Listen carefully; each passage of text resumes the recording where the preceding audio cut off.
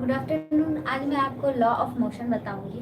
Law of motion सबसे पहले तो हम लोग ये जानते हैं कि किसने दिया। लॉ ऑफ मोशन दिया था सर आइजैक न्यूटन ने। तो न्यूटन ने गति के अलग अलग नियमों के बारे में बताया है कि गति के नियम क्या होते हैं, यानी लॉ ऑफ मोशन होता क्या है। तो यहाँ पे आप देख सकते हैं कि 1 2 3 मैंने 3 लॉज यहाँ पे लिखे हुए हैं, लेकिन उसके बारे में मैं पहले आपको बताऊंगी कि नंबर 1 लॉ जो है यानी लॉ ऑफ इनर्शिया, जिसको हिंदी में बोलते हैं जड़त्व का नियम। तो ये जो लॉ ऑफ इनर्शिया है वो होता क्या है, तो नाम से ही पता चल रहा है जड़त्व मतलब रुका हुआ। तो सबसे पहला लॉ ये बताता है कि अगर कोई चीज़ स्थिर है तो वह स्थिर ही रहेगी जब तक कि उस पर कोई बाहरी बल आकर के काम ना करे, यानी जो एक्सटर्नल फोर्स है वो उस पर आकर के काम ना करे। और कोई भी वस्तु जो है, कोई भी चीज़ है, वो गति में यानी मोशन में ही रहेगी जब तक कि कोई उस पर एक्सटर्नल बल आकर के काम ना करे, एक्सटर्नल फोर्स ना लगे। तो उसको बोलते हैं हमारा फर्स्ट लॉ ऑफ मोशन। इसका एग्जाम्पल मैं आपको बताती हूँ कि अगर हम लोग बस में बैठे हैं और आराम से बैठे हुए हैं, बस रुकी हुई है, आपका भी जो बॉडी है वो रुका हुआ है और बस जो है वो भी रुका हुआ है। तो जब बस जब है अचानक से जब चलने लगती है तो आपका बॉडी जो है वो स्थिर में था तो स्थिर में ही रहना चाहता है, लेकिन बस जब चालू होता है, जब बस मोशन में आ जाता है तो क्या होता है कि आपकी जो बॉडी है वो पीछे की ओर आ जाती है। बस आगे बढ़ जाता है और आपका बॉडी मोशन में उस समय स्थिर अवस्था में रहना चाह रहा था, इसलिए वो वहाँ रुकी रह जाती है और बस जो है वो आगे निकल जाती है, जिसके कारण आपका जो शरीर है, आपका जो बॉडी है, जो फर्स्ट पार्ट ऑफ बॉडी जो है वो पीछे की ओर आ जाती है। अब आते हैं हम लोग इसी में फर्स्ट लॉ ऑफ मोशन में ही जो होता है लॉ ऑफ इनर्शिया में ही इनर्शिया ऑफ मोशन, यानी गति का जो जड़त्व है उसके हिसाब से अगर हम लोग देखें तो जब बस जो है वो मोशन में यानी गति में है और जब बस चल रही है और जब अचानक से जब ब्रेक लगता है तो क्या होता है। तो जब अचानक से ब्रेक लगता है, ये आपने अपने गाड़ी पे भी अनुभव किया होगा कि जब आप गाड़ी चलाते हैं अचानक से जब आप ब्रेक मारते हो तो आपका जो फर्स्ट पोर्शन हाफ पोर्शन जो है वो आगे की ओर झुक जाता है। तो इसका क्या रीज़न है? इसका रीज़न यही है कि आपका जो बॉडी है वो मोशन में था अब तक, और जब अचानक से आपने ब्रेक लगाया तो गाड़ी तो रुक गई, लेकिन आपका जो बॉडी है वो मोशन में था तो मोशन में ही रहना चाह रहा था। लेकिन जब आपकी ब्रेक लग गया गाड़ी में तो वो आगे की ओर झुक गया, मतलब वो मोशन में ही रह था, थोड़ी देर के लिए वो फील कर रहा था, जिसके वजह से आपकी जो बॉडी है वो मोशन में चली गई और जैसे ही आपने ब्रेक मारा वो आगे की ओर झुक गई। तो इस फर्स्ट लॉ ऑफ मोशन से इस तरह के क्वेश्चन आ सकते हैं कि अगर आप बस में हैं, विरामावस्था में हैं या बस रुकी हुई है और जब बस अचानक से चलने लगे तो आपका जो बॉडी है, आपका जो आधा शरीर है वो किस ओर झुकेगा, आगे की ओर झुकेगा या पीछे की ओर झुकेगा। तो इसको हम लोग इस तरह से बोल सकते हैं। तो लॉ ऑफ इनर्शिया जो है इसका एक और नाम है जो शायद बहुत कम लोगों को पता होगा, जिसको बोलते हैं लॉ ऑफ गैलीलियो। ठीक है, तो इस तरह ये भी क्वेश्चन एग्जाम में आ सकता है कि लॉ ऑफ इनर्शिया जो है उसका एक और नाम क्या है या न्यूटन के पहले लॉ का नाम क्या है। तो लॉ ऑफ इनर्शिया अगर ना दिया हो तो आप डायरेक्टली लॉ ऑफ गैलीलियो में उसको टिक कर सकते हैं। क्यों? क्योंकि ये दोनों नाम है इसका, लॉ ऑफ इनर्शिया या लॉ ऑफ गैलीलियो। अब ये जो लॉ ऑफ इनर्शिया, जहाँ पे हम लोग इनर्शिया की बात कर रहे हैं जिसको हिंदी में जड़त्व बोलते हैं, अब ये इनर्शिया जो है ये 3 तरह के इनर्शिया होते हैं। टाइप्स ऑफ इनर्शिया यानी जड़त्व के प्रकार, कितने तरह के इनर्शिया होते हैं। सबसे पहला आता है इनर्शिया ऑफ रेस्ट। तो कोई भी बॉडी रेस्ट में है तो वो रेस्ट में रह रही है। ठीक है। नंबर 2 है इनर्शिया ऑफ मोशन, कि कोई भी वस्तु अगर गति में है तो वो गति में ही है, वो हो गया इनर्शिया ऑफ मोशन। और सबसे लास्ट वाला है इनर्शिया ऑफ डायरेक्शन, मतलब अगर किसी वस्तु का डायरेक्शन अब एक ही दिशा में है तो वो हो गया उसका डायरेक्शन यानी दिशा का जड़त्व। तो यहाँ पे 3 अलग अलग जड़त्व के प्रकार हैं, यानी टाइप्स ऑफ इनर्शिया है, जिसमें है इनर्शिया ऑफ रेस्ट मतलब विरामावस्था का जड़त्व, इनर्शिया ऑफ मोशन मतलब गति का जड़त्व, और इनर्शिया ऑफ डायरेक्शन यानी दिशा का जड़त्व। तो कोई भी वस्तु पे बल जब लगता है तो क्या क्या चीज़ें हो सकती है। तो सबसे पहले हम लोग ये बात करते हैं कि फोर्स क्या क्या चीज़ कर सकता है।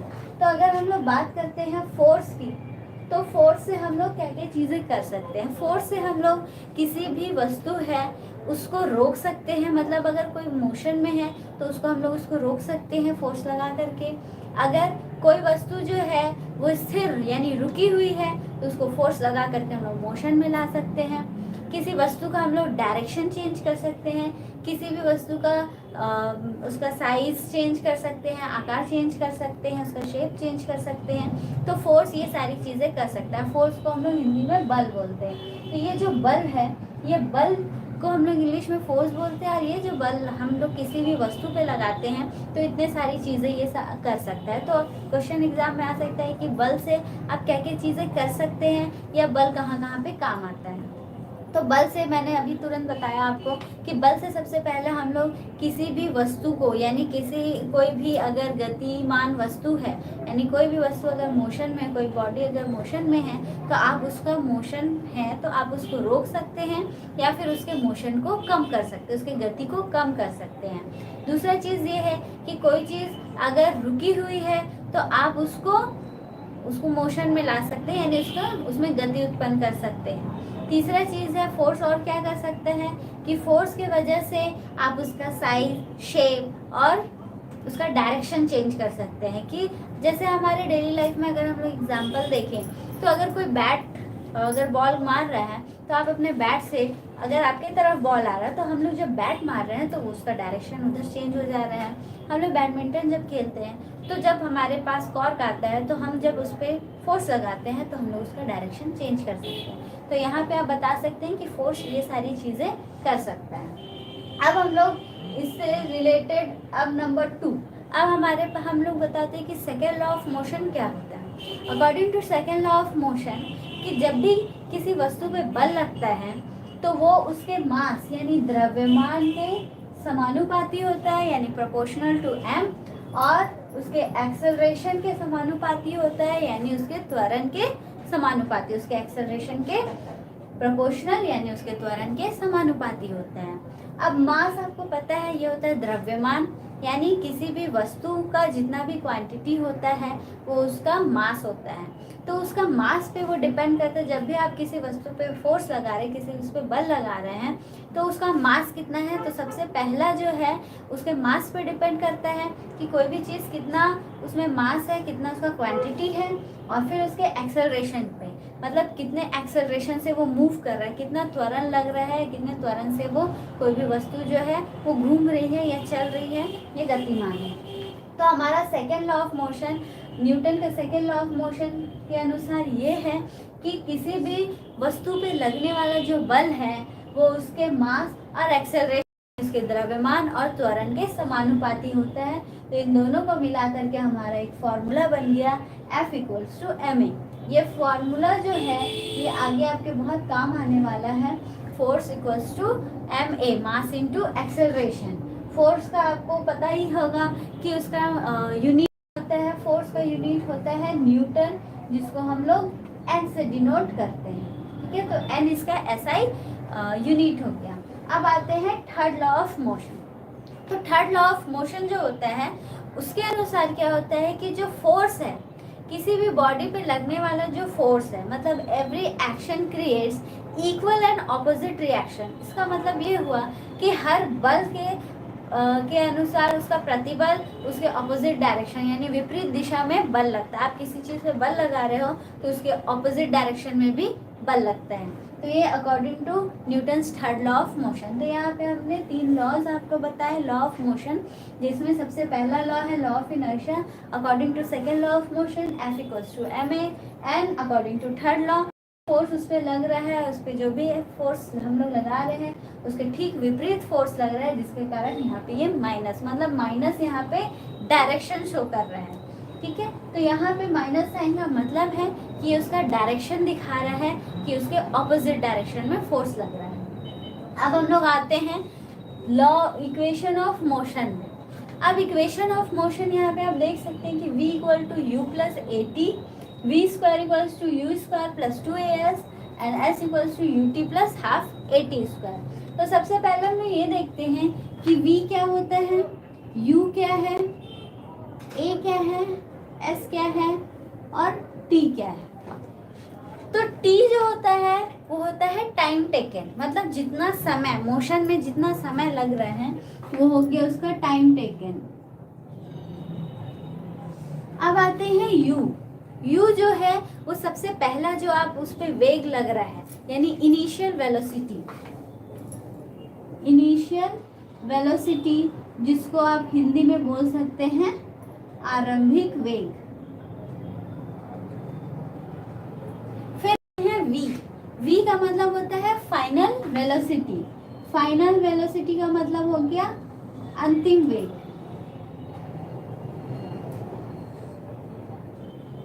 अब आते हैं ए। ए यानी एक्सेलरेशन। एक्सेलरेशन को हम लोग हिंदी में बोलते हैं त्वरण। फिर आते हैं एस। एस का मतलब हो गया डिस्टेंस। डिस्टेंस यानी दूरी। जितना भी आपने दूरी तय किया वो जो दूरी है वो यहाँ पे एस से डिनोट किया जा रहा है। तो ये जो तीन फॉर्मूलाज हैं, v equals to u plus a t, v square equal to u square plus 2as and s equals to u t plus half a t square, ये तीन लॉ ऑफ मोशन जो है ये बहुत ही इम्पॉर्टेंट है और आपके एग्जाम के लिए बहुत ही यूजफुल है। इस तरह इससे न्यूमेरिकल्स भी आ सकते हैं। अब इससे रिलेटेड यहाँ पे एक क्वेश्चन आप देख सकते हैं कि an object covers distance which is directly proportional to the square of the time its acceleration is dash। अब मैं इसको हिंदी में समझाती हूँ आपको कि कोई भी ऑब्जेक्ट है जिसका एक दूरी है which is directly proportional to the square of the time, मतलब कि कोई भी दूरी है वो उसके टाइम के स्क्वायर के डायरेक्टली प्रोपोर्शनल है, तो इसका एक्सेलरेशन क्या होगा। ऑप्शंस में है increasing, decreasing, zero and constant. तो यहाँ पे पहले आप क्वेश्चन को समझिए। क्वेश्चन के अकॉर्डिंगली ये बताया जा रहा है कि जो दूरी है वो उसके टाइम के स्क्वायर के प्रोपोर्शनल है, मतलब ये इस पे डिपेंड कर रहा है।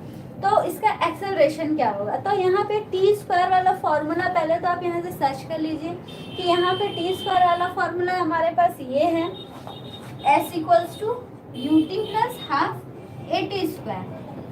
अब यहाँ पे u जो है इनिशियल वेलोसिटी जो है वो हमारा जीरो होता है, तो यहाँ पे जीरो हो गया। अगर क्वेश्चन में दिया है कि इनिशियल वेलोसिटी का वैल्यू अगर दिया है तो आप इनिशियल वेलोसिटी का वैल्यू पुट करिएगा। अगर इनिशियल वेलोसिटी का वैल्यू नहीं दिया है इसका मतलब उसका जो इनिशियल वेलोसिटी है वो जीरो है, यानी उसका जो आरंभिक वेग है वो जीरो होता है। हाफ का हम लोग ये कांस्टेंट टर्म है, तो अब बचा s proportional to a t square. लेकिन क्वेश्चन के अकॉर्डिंगली क्या बोल रहे हैं कि ये सिर्फ टी स्क्वायर पे ही डिपेंड कर रहा है, ए पे डिपेंड नहीं कर रहा है। तो ए पे डिपेंड नहीं कर रहा है इसका मतलब ये हुआ कि ए का मतलब होता है एक्सेलरेशन, ये उस पर डिपेंड नहीं कर रहा है।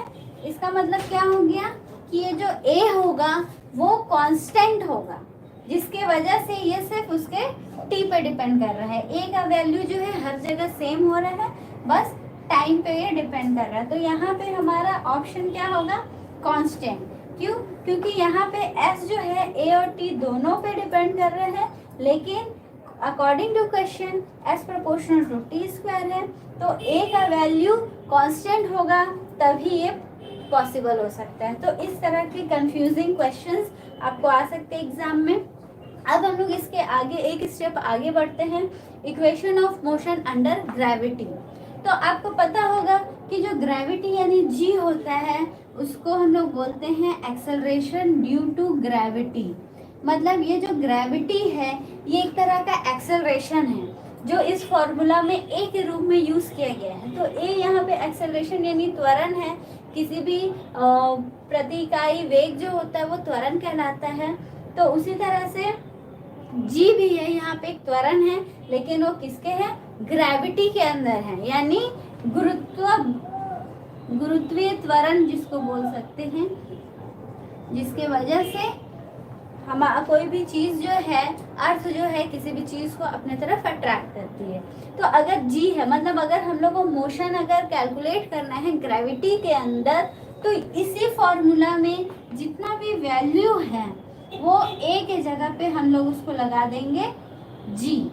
We square equals to u square plus 2g's, s equals to u t plus half g t square. तो आप यहाँ पे देख सकते हैं कि हमने ए के जगह सब जगह पे जी यहाँ पे पुट कर दिया। अब एस के जगह पे आप एच भी लिख सकते हैं। क्यों? क्योंकि जब ग्रेविटी की बात आती है तो हम लोग हाइट लेकर के चलते हैं कि अर्थ के सरफेस से कितने हाइट पे है, कितने हाइट से ये ऊपर आ रहा है, कितने हाइट से नीचे जा रहा है। ये तो ग्रेविटी की बात हुई। लेकिन अगर आप किसी भी चीज़ को, किसी भी बॉडी को अगर आप ऊपर के डायरेक्शन में फेंकते हैं तो वहाँ पे जी का वैल्यू हो जाएगा -g। मतलब वो ग्रेविटी के अबव जा रही है, मतलब ऑपोजिट डायरेक्शन में जब जाती है तो हम वहाँ पे क्या लिख सकते हैं, जब वो ऑपोजिट डायरेक्शन में जाती है तो हम लोग वहाँ पे साइन चेंज कर देंगे, ये हो जाएगा माइनस। तो आप देख सकते हैं कि g का वैल्यू जो है, अगर कोई बॉडी नीचे की ओर आ रही है तो यहाँ पे प्लस साइन आपको लगाना है, अगर कोई बॉडी ऊपर की ओर जा रही है तो आपको माइनस साइन लगाना है। तो इस तरह से आप देख सकते हैं कि जो लॉ ऑफ मोशन है वो हम लोग इस तरह से चेंज कर सकते हैं। अब आप डिपेंड कर रहे हैं कि लॉ ऑफ मोशन जो है किसी बॉडी पे लग रहा है और लॉ ऑफ मोशन अगर ग्रेविटी के अंडर लग रहा है तो हम ये फॉर्मूला यूज़ कर सकते हैं। तो आप इस तरह से बहुत सारे फॉर्मूला के अनुसार आप क्वेश्चन सॉल्व करिए। अगर न्यूमेरिकल्स हैं तो वो सॉल्व करिए। और इस तरह के क्वेश्चन आप एग्ज़ाम में जितना आप प्रैक्टिस करेंगे उतना ज़्यादा आपके लिए एग्ज़ाम के लिए यूज़फुल होगा। आगे और भी मैं इसके आगे बताऊंगी वो हमारे नेक्स्ट क्लास में। Thank you.